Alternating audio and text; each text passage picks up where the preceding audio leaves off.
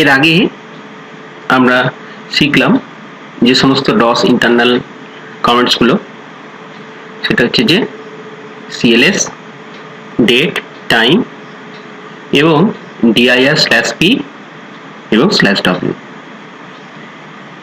এরপরে আমরা দেখব যে ফাইলগুলোকে যে আমরা দেখছিলাম, আরেকবার আমরা দেখি dir দেন /p।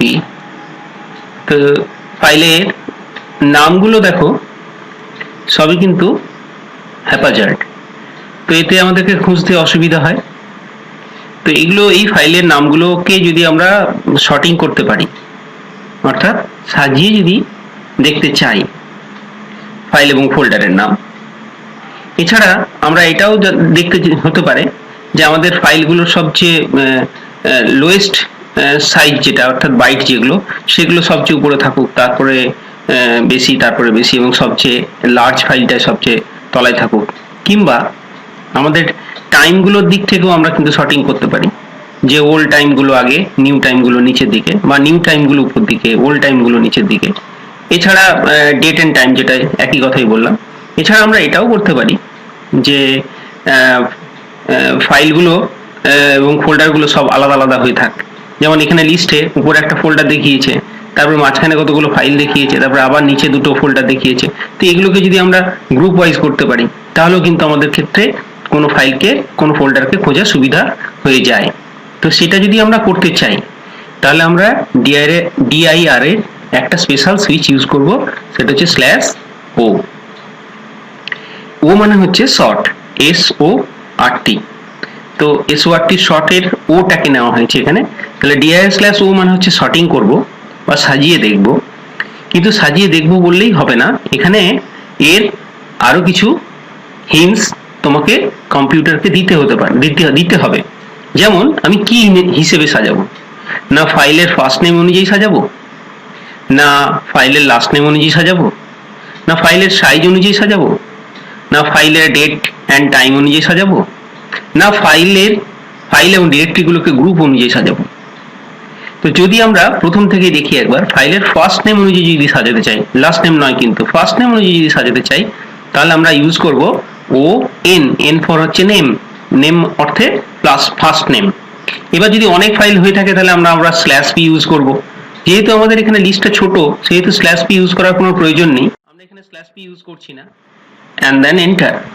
দেখো এখানে A দিয়ে ফাইলগুলো কিন্তু উপরে এসে গেছে, ইনক্লুডিং কিন্তু ডিরেক্টরি আর কি।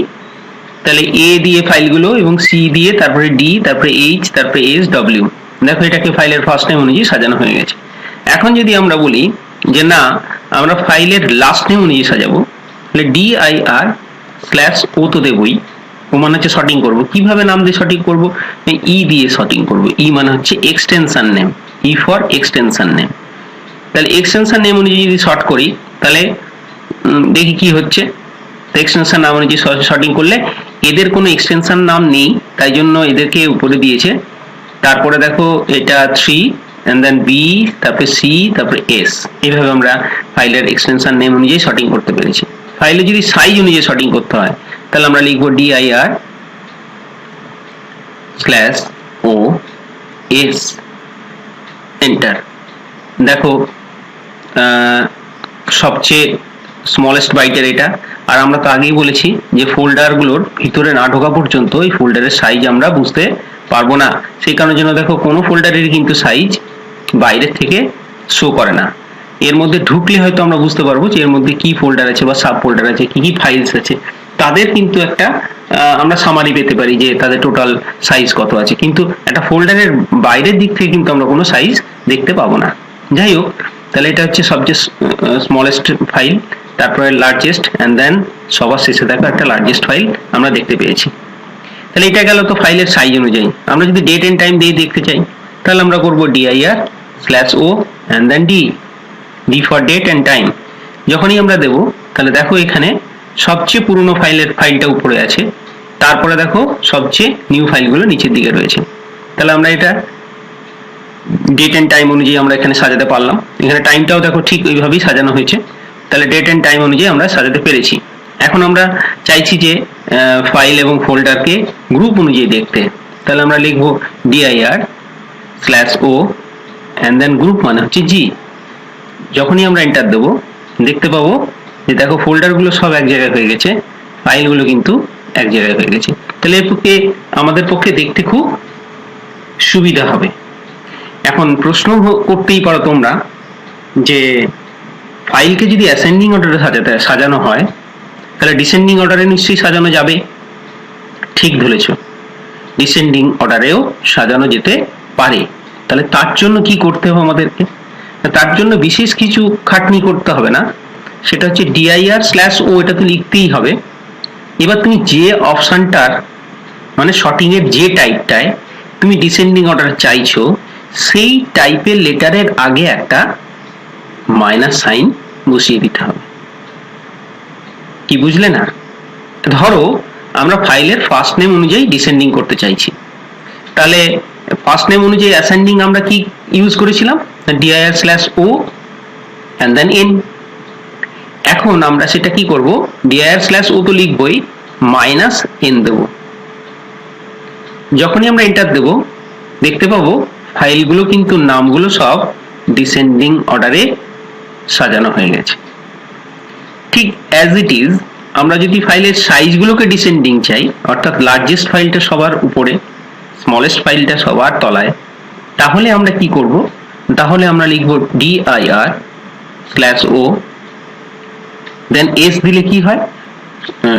সাইজ অনুযায়ী অ্যাসেন্ডিং অর্ডারে শর্টিং হয়। এটা আমরা সাইজটাকে আমরা চাইছি ডিসেন্ডিং অর্ডারে, তাহলে ও এস এই মাইনাস এস। তাহলে মাইনাস এস যখনই দেবো সঙ্গে সঙ্গে দেখো সবচেয়ে লার্জেস্ট ফাইলটার সাইজটা উপরে দেখো, তারপরে স্মলেস্ট একদম সবচেয়ে স্মল ফাইলটার যেটা সেটা সবার শেষে আমরা দেখতে পেলাম।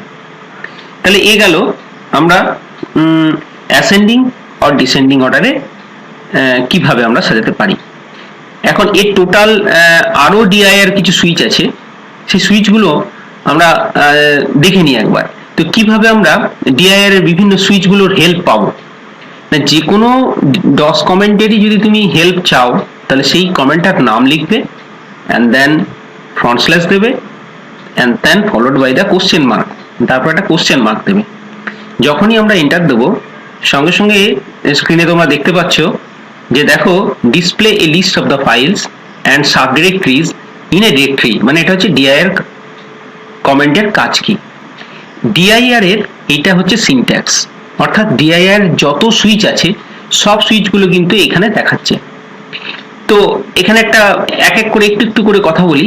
তো dir এর কমেন্টটাতে কিন্তু কোনো কিছু লেখা নেই, দেখো dir লিখেছে, তারপরে স্পেস, তারপরে দেখো থার্ড ব্র্যাকেটের মধ্যে কিছু কিছু জিনিস লেখা আছে।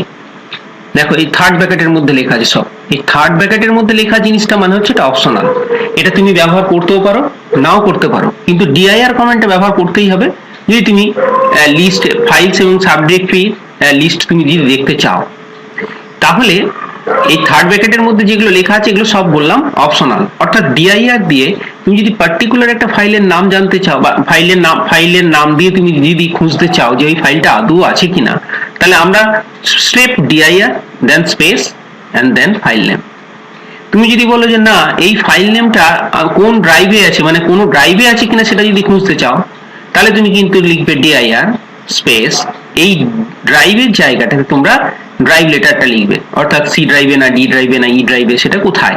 তাহলে যদি ই ড্রাইভে হয় তাহলে ই কোলন, যদি এফ ড্রাইভে হয় তাহলে F colon, and then path means ফাইলটা কোনো আদার্স কোনো ফোল্ডারে আছে কিনা। যদি ফোল্ডারে থাকে তাহলে সেই ফোল্ডার নেমটা দিতে হবে, দিয়ে তুমি সার্চ করতে চাইছো যে ওই ফাইলটা আদৌ আছে না নেই। আবার তুমি এটাও করতে পারো ড্রাইভ এন্ড পাথ কোনোটাই মেনশন না করে তুমি শুধু dir space and then file name দিতে পারো, তাহলে কিন্তু কারেন্ট ড্রাইভ অর্থাৎ তুমি সি ড্রাইভে যদি তুমি অবস্থান করো তাহলে সি ড্রাইভের মধ্যে ওই ফাইলটা আছে কিনা তোমাকে সার্চ করে বলে দেবে। আচ্ছা, এরপরে দেখো স্ল্যাশ পি, আমরা কিন্তু দেখো এই স্ল্যাশ পিটাই আলোচনা করে ফেলেছি page wise, slash W with wise আলোচনা করে ফেলেছি। এবার দেখো স্ল্যাশ ও দিয়ে কিন্তু আমরা আলোচনা করেছি। এই ও এর পরে দেখো শর্টেড, এই দেখো নিচে এখানে লিস্টে ডিসপ্লে করেছে, ডিফাইন করেছে স্ল্যাশ ও দিয়েছে, মানে list by files in sorted order, অর্থাৎ আমরা ফাইলগুলোকে শর্টেড অর্ডারে দেখতে চাইছি। তো কিভাবে শর্টেড অর্ডারে দেখতে পাবো? না এন অনুযায়ী দেখতে পাবো, N that means by name, আচ্ছা, এটা লিখে দিয়েছি দেখো আলফাবেটিক, মানে অর্থাৎ অ্যাসেন্ডিং অর্ডারে। E by extension name, by G group the directory first, by S size অনুযায়ী smallest first, by D date and time earliest first. এই যে মাইনাস সাইনটা প্রেফিক্স দেখো লেখা আছে, অর্থাৎ এইগুলোর আগে এই সাইনটা ব্যবহার করব যদি to reverse the order, prefix to reverse order, তুমি যদি রিভার্স অর্ডারে চাও। তাহলে ওটা গোটাটাই আমরা দেখে ফেলেছি, এন্ড দেন পি দেখেছি, ডাব্লিউ দেখে নিয়েছি। এবারে এটা দিয়ে দেখবো এ কি বলছে, display the file with specified attributes. তাহলে ফাইলের অ্যাট্রিবিউটসটা অনুযায়ী যদি আমরা দেখতে চাই, অর্থাৎ নর্মালি কিন্তু অনেক সময় আমাদের ডিআইআর কমেন্টের সাহায্যে আমরা অনেক ফাইল দেখতে পাই না, কারণ ফাইলগুলো আর চরিত্র অনুযায়ী আমরা ডিআইআর দেখতে পাবো কি পাবো না সেটা ডিপেন্ড করছে ফাইলের চরিত্রের উপরে। এখন ফাইলের অ্যাট্রিবিউটস কতগুলো, অর্থাৎ আমি যখন একটা ফাইলকে তৈরি করব সেই ফাইলটার কতগুলো অ্যাট্রিবিউটস হওয়া উচিত না। ফাইলের অ্যাট্রিবিউটস রিড অনলি মোডে হতে পারে, হিডেন মোডে হতে পারে, সিস্টেম ফাইলস হতে পারে। এই যে এ, আরেকটা এ মোডে হতে পারে, ফাইলস রেডি টু আর্চিভ। মানে এই এ মোডে ফাইল নরমালি কিন্তু অধিকাংশ ফাইলস এ মোডে থাকে, কারণ এই এ মোডটার মানে হচ্ছে এই মোডে ফাইল থাকলে পরে তাকে আমি মুছতে পারবো, তার নাম পরিবর্তন করতে পারবো, তাকে আমি ডিলিট করে দিতে পারবো, তাকে আমি মডিফাই করতে পারবো। কিন্তু ফাইলটাকে তৈরি করার সময় যদি আমি তার অ্যাট্রিবিউট আর করে দিই, তাহলে কিন্তু ওটা রিড অনলি মোডে ট্রান্সফার হয়ে যাবে। ওটা কিন্তু ওই ফাইলটাকে তুমি কিন্তু আর মুছতেও পারবে না, কিন্তু ডিসপ্লে করতে পারবে, মানে দেখতে পাবে, কন্টেন্ট দেখতে পাবে, সবই কিছু দেখতে পাবে, কিন্তু no modification and no deletion, কোন ফাইলটাকে ডিলিটও করতে পারবে। এবার এইচ মোডে যদি ফাইলটাকে ট্রান্সফার করে দিই তাহলে কিন্তু সেটা হিডেন হয়ে যাবে, অবশ্যই সেটা ডিআইআর কমেন্টের সাহায্যে নরমালি দেখতে পাওয়া যাবে না। আর এস মোডটা হচ্ছে সিস্টেম মোড, মানে হচ্ছে রিড অনলি প্লাস হিডেন, এই দুটোকে যোগ করলে যা অবস্থা হবে সেটা হচ্ছে সিস্টেম ফাইল। বোঝা গেল তো? আচ্ছা, এইবার আমি দেখতে চাইছি আরেকবার যে ডিআইআর এর কমেন্টে আমরা নরমালি কি কি ফাইল দেখতে পাচ্ছি। এখানে এই কটা ফাইল আমরা দেখতে পাচ্ছি। এখন আমি চাইছি কি ফাইল হিডেন আছে সেটা দেখতে। তাহলে অবশ্যই আমরা dir/a attribute, A for attribute, এর পরে তুমি কি দেখতে, কি ফাইল, মানে কি মোডের ফাইল তুমি দেখতে চাইছো। আমি চাইছি হিডেন মোডের ফাইল, তাহলে ah প্রেস এন্টার। দেখো আগের লিস্টে দেখো এখানে কিন্তু এই io.sys আর ms.sys এখানে কিন্তু নেই, whereas যখনই আমি a দিয়ে h মোড অর্থাৎ হিডেন মোডের ফাইল আমি দেখতে চেয়েছি, সঙ্গে সঙ্গে কিন্তু এটা হিডেন মোডের ফাইল আমাকে কি কি মোডে কি কি ফাইলস হিডেন অবস্থায় আছে সেটা কিন্তু আমাকে এখানে দেখিয়ে দিয়েছে। এখন আমি যদি চাই যে dir/a অর্থাৎ অ্যাট্রিবিউট দেখতে চেয়েছি, আর মোডে যে সমস্ত ফাইলগুলো আছে সেইগুলো এন্টার দেওয়ার সাথে সাথে দেখা গেল, দেখো ডসের যে বুটিং ফাইল তিনটে সেইগুলো কিন্তু সবকটাই রিড অনলি মোডে আছে, কারণ এদেরকে যদি মুছে দিই তাহলে ডস করাপ্ট হয়ে যাবে বা ডস রান করবে না। সেই কারণের জন্য এগুলো কিন্তু রিড অনলি মোডে ট্রান্সফার আছে, এগুলো দেখতে পাবো, পড়তে পারবো, কিন্তু একে ডিলিট করতে পারবো না বা নো আপডেশন, কোনো আপডেশন করতে পারবো। আচ্ছা, এবার সিস্টেম মোডে কে কে আছে দেখি। তাহলে সিস্টেম মোড তো আগেই বলেছি, আর মোড আর এইচ মোড দুটোকে যদি একসাথে করি তাহলে কি হবে। তাহলে আমরা লিখলাম dir/a and then s, press enter. দেখো এর মধ্যে দেখো এই দুটো তো রিড অনলি মোডে ছিল দেখাচ্ছিল, কিন্তু অ্যাকচুয়ালি কিন্তু এরা সিস্টেম মোডে রয়েছে, কিন্তু comment.com সিস্টেম মোডে নেই, অর্থাৎ এটা রিড অনলি আছে কিন্তু এটা হিডেন নেই। এটাকে নর্মাল দেখা যায়, কই দেখি তো একবার, dir/p, দেখো নর্মাল মোডে comment.com কে দেখাচ্ছে, তার মানে A read only but not hidden. যদি রিড অনলি হিডেন একসাথে যোগ হয়ে যায় তাহলে তার টাইপটার নাম হয়ে যায় সিস্টেম মোড এস। কি বোঝা গেল তো? আচ্ছা, এইবার আমরা চলে যাচ্ছি নতুন ডসের আরেকটা ইন্টারনাল কমেন্টসে, যেটা দিয়ে আমরা কোনো নতুন ফাইল তৈরি করতে পারবো। তো ফাইল তৈরি করার জন্য to create a new file, আমরা ইউজ করব copy blank on, copy blank on blank file name. ফাইলের নাম যা খুশি হতে পারে, আমি আগেই বলেছি, কিন্তু ফাইলের নাম অবশ্যই 8টা ডিজিটের মধ্যে ফার্স্ট নেমটা হতে হবে, লাস্ট নেমটা হতে হবে 3টে ডিজিটসের মধ্যে। তাহলে আমরা এখানে ফাইলের নাম ধরো আমরা দিতে চেয়েছি কম্প, COMP কম্প বা UTER কম্পিউটার। দেখে নি এখানে 8টা ক্যারেক্টারের বেশি হয়ে গেল কিনা। 1 2 3 4 5 6 7 8, 8টা ক্যারেক্টারের মধ্যে রয়েছে। আমি এর লাস্ট নেম দিতে চাই না, ডাজ নট ম্যাটার, কারণ আমি তো আগেই বলেছি লাস্ট নেম অপশনাল, তুমি ব্যবহার করতে পারো নাও ব্যবহার করতে পারো। যদি ব্যবহার করতেই হয় তাহলে ডট দিয়ে তোমাকে লাস্ট নেমটা লিখতে হবে। সাপোজ আমি এটাকে লাস্ট নেম চাইছি .txt, হতে পারে। Press enter. যখনই আমি এন্টার করলাম তখন দেখো ডস প্রম্পট কিন্তু আর এলো না, কার্সার শুধু ওয়েট করছে। দ্যাট মিনস এই computer.txt এই ফাইলটার মধ্যে কি লেখা হবে সেটা ও এখানে জানার জন্য ওয়েট করছে। তো আমি এখানে যেটা লিখতে চাই সেটা আমি এখানে টাইপ করে দিলাম।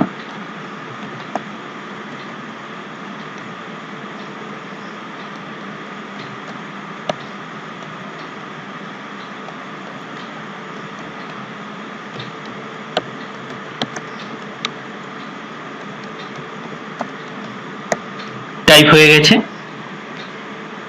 এবার এন্টার দেব। সাবধান, এন্টার দেওয়ার পরে কিন্তু আর তুমি কোনোভাবেই উপরের লাইনে ফিরে যেতে পারবে না, সেই জন্য বি কেয়ারফুল। ওই লাইনটাকে পুরোটা দেখে নেওয়ার পর যে এই লাইনটার মধ্যে ঠিকঠাক আছে সবকিছু লেখা, তারপরে কিন্তু এন্টার দেবে, তবে কিন্তু কার্সার নিচের লাইনে আসবে। এন্টার দিলাম, নিচের লাইনে চলে এসেছে। এবার যদি তুমি আরো কিছু লিখতে চাও তাহলে লিখতে পারো। যদি তুমি লিখতে না চাও তাহলে ফাইলটাকে ক্লোজ করতে হবে। আমি আরো কিছু লিখতে চাইছি, আমি লিখতে চাইছি thank you and press enter. এরপরে মনে করছি যে এই ফাইলটা আর আমি কিছু লিখতে চাই না, তাহলে এই ফাইলটাকে আমাকে সেভ করতে হবে। তাহলে সেভ করার জন্য কমেন্ট হচ্ছে কন্ট্রোল মানে CTRL-Z। যখনই তুমি Ctrl-Z প্রেস করবে মনিটরে দেখো @Z এই সিম্বলটা দেখা যাবে। এবার তুমি এন্টার প্রেস করলেই তোমাকে একটা মেসেজ দিবে 1 ফাইলস কপিড, তার মানে একটা ফাইল তৈরি হয়ে গেছে। এখন যদি এটাকে আমরা পার্টিকুলার এই ফাইলটাকে দেখতে চাই যে আছে না নেই, তাহলে আমরা বলেছিলাম আগে যে শুধু dir লিখে স্পেস দিয়ে ফাইলের নামটা লিখলেই কিন্তু ও সমস্ত ফাইলের নাম না দেখিয়ে কেবলমাত্র যে ফাইলটাকে আমি খুঁজতে চেয়েছি সেটা আছে না নেই বলে দেবে। যে এন্টার দেব সঙ্গে সঙ্গে দেখো computer.txt এটা কত তারিখে তৈরি হয়েছে, কটার সময় তৈরি হয়েছে, তার সাইজ কত, এগুলো সব এখানে কিন্তু ডিসপ্লে করেছে। তুমি যদি এমনি শুধু dir/p দিয়ে দাও তাহলেও তুমি দেখতে পাবে যে সমস্ত ফাইলের সাথে সাথে ওই ফাইলটা। ঠিক আছে, তাহলে আমরা নতুন ফাইল তৈরি করার জন্য কমেন্ট শিখলাম copy blank on blank file name, এবং ফাইলটাকে সেভ করার জন্য শিখেছি Ctrl+Z। এখন আমি কোনো ফাইলের নাম পরিবর্তন করতে চাই, তাহলে পরিবর্তন করার জন্য ডসের ইন্টারনাল কমেন্টস হচ্ছে রেন, REN। এখন রেন বা রিনেম একসাথে, রেনও লিখতে পারো অথবা রিনেমও লিখতে পারো। আমরা সংক্ষেপে লিখছি রেন, অথবা যদি আমরা পুরোটা লিখতে হয় তাহলে রিনেম লিখতে হবে। এখন চাইছি এই ABC নামক ফাইলটার নাম আমরা পরিবর্তন করতে চাই। তাহলে এই ABC নামের ফাইলটার নাম পরিবর্তন করতে গেলে আমাদের যে ইন্টারনাল ডস কমেন্টসটা ব্যবহার করব তার নাম হচ্ছে রেন বা রিনেম। স্পেস দিয়ে তোমাকে ওল্ড ফাইলের নাম দিতে হবে, অর্থাৎ যে ফাইলটার নাম তুমি পরিবর্তন করতে চাইছো। তাহলে আমরা চাইছি ABC ফাইলের নামটা পরিবর্তন করতে, তাহলে ABC and then স্পেস।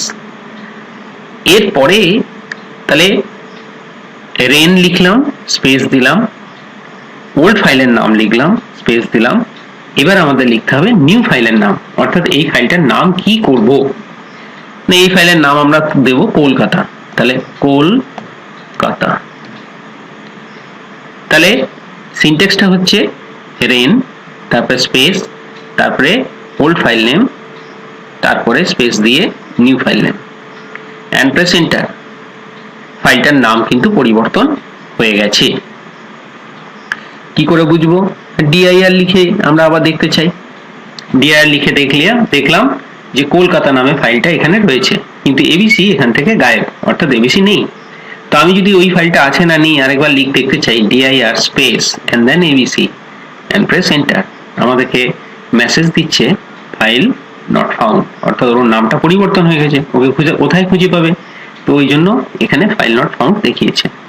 তাহলে আমরা ফাইলের নামও পরিবর্তন করতে শিখলাম।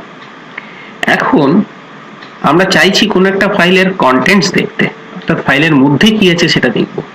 তো সেটা দেখার জন্য কমেন্ট হচ্ছে টাইপ, TYPE টাইপ, স্পেস দিয়ে তুমি যে ফাইলের কন্টেন্ট দেখতে চাইছো সেই ফাইলের নামটা দিয়ে দেবে। যদি তার এক্সটেনশন নাম থাকে তাহলে এক্সটেনশন নাম সহ দেবে। আমি যেমন জানতে চাইছি computer.txt এই ফাইলটার মধ্যে কি আছে সেটা দেখতে, তাহলে টাইপ লিখেছি, স্পেস দিয়েছি, দেন computer.txt and press enter। দেখো ফাইলটার মধ্যে the quick brown Fox jumps over the lazy dog লেখা ছিল, থ্যাংক ইউ লেখা ছিল, ওটা দেখিয়ে দিয়েছে এবং আবার সি প্রম্পট বা ডস প্রম্পট চলে এসেছে। তাহলে ফাইলের কন্টেন্ট আমরা দেখতে পাবো টাইপ কমেন্টের সাহায্যে। আচ্ছা, এরপরে আমরা জানতে চাইছি যে কোনো একটা ফাইলকে ডুপ্লিকেট করব কি করে, অর্থাৎ ওই ফাইলটাও থাকবে কিন্তু আর একটা ওর মতনই একটা ফাইল তৈরি করব যার কন্টেন্ট সেম থাকবে। সাপোজ আমরা computer.txt এই ফাইলের নামটা, মানে এই ফাইলের কন্টেন্টটাকে আমরা আরেকটা ডুপ্লিকেট ফাইল করতে চাইছি ওই একই সেম কন্টেন্টের উপরে। তাহলে আমরা কি কমেন্ট ব্যবহার করব? নতুন ফাইল তৈরি করার জন্য কমেন্ট বলেছিলাম copy blank on blank file name. Duplicate file তৈরি করতে গেলেও কপি কমেন্ট লাগে, কিন্তু কপি সিনট্যাক্সটা একটু আলাদা। কপি স্পেস এই কনের জায়গায় আমাদেরকে লিখতে হবে সোর্স ফাইল নেম, অর্থাৎ কোন ফাইল থেকে তুমি ডুপ্লিকেট করতে চাইছো।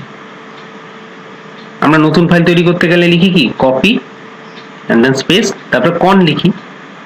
এই কনটার জায়গায় মানে কন না লিখে আমাদের লিখবো যে ফাইলটা থেকে আমরা ডুপ্লিকেট ফাইল তৈরি করতে চাই। তাহলে আমরা মনে করেছি computer.txt এই ফাইলটা ডুপ্লিকেট করব, তাহলে এখানে সোর্স ফাইল computer.txt স্পেস দিয়ে তোমাকে নিউ ফাইল নাম লিখতে হবে এখানে, যে নামে তুমি আরেকটা ডুপ্লিকেট করবে। তাহলে আমরা computer.txt কে আমরা চেঞ্জ করতে চাইছি comma.txt। তাহলে আমরা চাইছি এই ফাইলটারই একটা ডুপ্লিকেট ফাইল তৈরি করতে, অর্থাৎ এর কন্টেন্ট সেম আরেকটা ফাইলে থাকবে। তাহলে আমরা কমেন্ট দেবো কপি ব্ল্যাঙ্ক computer.txt মানে সোর্স ফাইল নেম স্পেস দিয়ে টার্গেট ফাইল নেম, কোন ফাইলে তুমি এটা ডুপ্লিকেট করতে চাইছো, এন্ড প্রেস এন্টার। সঙ্গে সঙ্গে আমাকে মেসেজ দিচ্ছে ওয়ান ফাইলস কপিড। দেখা যাক যে দুটো ফাইল মানে ডুপ্লিকেট তৈরি হয়েছে কিনা। হ্যাঁ, দেখতে পাচ্ছি এটা computer.txt আর একটা হচ্ছে comma.txt। এখানে দেখা যাচ্ছে দুজনের সাইজ সেম, মানে ধরে নিতে পারি দুটো একই, কিন্তু তাও আমি বুঝবো কি করে? না, আমাদের এই ফাইলটার মধ্যে কি ছিল সেটা তো একটু আগে দেখেছি, এখন এই ফাইলটার মধ্যে কি আছে দেখতে চাই। তাহলে আমাদের কমেন্ট সেই type comment TYPE type space comma.txt। তাহলে দেখা যাচ্ছে computer.txt এর মধ্যে যা ছিল comma.txt এর মধ্যেও তাই আছে। তাহলে ডুপ্লিকেট ফাইল তৈরি করা আমরা শিখলাম। এখানে একটা বলার দরকার যে সোর্স ফাইল কিন্তু একাধিক হতে পারে, অর্থাৎ অনেকগুলো ফাইল থেকে আমরা একটা ফাইল ডুপ্লিকেট করতে পারি। যেমন না, আমরা দেখতে চাইছি এই কলকাতা এবং comma.txt এই দুটো ফাইল থেকে আমরা একটা ফাইল তৈরি করব। তাহলে কলকাতার মধ্যে কি আছে দেখে নিই।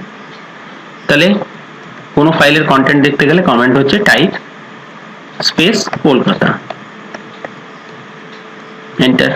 কলকাতার মধ্যে লেখা আছে শুধুমাত্র I go home, R comma.txt এর মধ্যে তো লেখাই আছে, আমি তো লিখেইছি, এটা দেখাই যাচ্ছে এখানে। তাহলে দুটো ফাইল থেকে আমরা dgp.txt নামে একটা ফাইল তৈরি করব। তাহলে কপি, ডুপ্লিকেট ফাইল তৈরি করার জন্য কমান্ড হচ্ছে কপি স্পেস দিয়ে সোর্স ফাইল নেম এখানে কিন্তু দুটো। তাহলে এই দুটোর মধ্যে যে ফাইলের কন্টেন্টটা তুমি আগে রাখতে চাও ডুপ্লিকেট করার সময়, সেই ফাইলের নামটা আগে দিতে হবে। সাপোজ আমি কলকাতাকে আগে রাখতে চাইছি, তাহলে কলকাতা, তারপরে তোমাকে প্লাস সাইন ইউজ করে আরেকটা ফাইল যে থেকে যে তুমি ডুপ্লিকেট করতে চাইছো সেই ফাইলের নামটাও লিখতে হবে। তার নাম লিখলাম কমা .txt। তার মানে এখানে হচ্ছে কপির পরে সোর্স ফাইল নেম এখানে হচ্ছে দুটো সোর্স ফাইলের নেমের মাঝখানে প্লাস দেওয়া হয়েছে। এবং অবশ্যই খেয়াল রাখবে ফাইলের কন্টেন্টগুলোর যেটা আগে দেবে সেটার আগে কপি হবে, তারপরে যেটা ফাইলটা আছে তারপরে কপি হবে, এটাই খেয়াল রাখবে। তো এরপরে আমরা স্পেস দিয়ে আমরা সোর্স ফাইল নেম তো দিয়ে দিয়েছি, এবার টার্গেট ফাইল নেম অর্থাৎ কি নামে সে মানে ডুপ্লিকেট করব সেই নামটা এখানে দিতে হবে। তো আমি বলেছি dgp.txt and press enter। বললো 1 files copied। এখন দেখা যাক টাইপ কমেন্টের সাহায্যে যদি আমরা dgp.txt কে দেখি তাহলে কি দেখতে পাবো। দেখো প্রথমে আমরা কলকাতাকে রেখেছিলাম, তাহলে কলকাতার কন্টেন্ট প্রথমে হয়েছে, তারপরে comma.txt, comma.txt কন্টেন্টটা এসেছে। তাহলে আমরা দেখলাম একাধিক ফাইল থেকে কি করে আমরা ডুপ্লিকেট ফাইল তৈরি করতে পারি।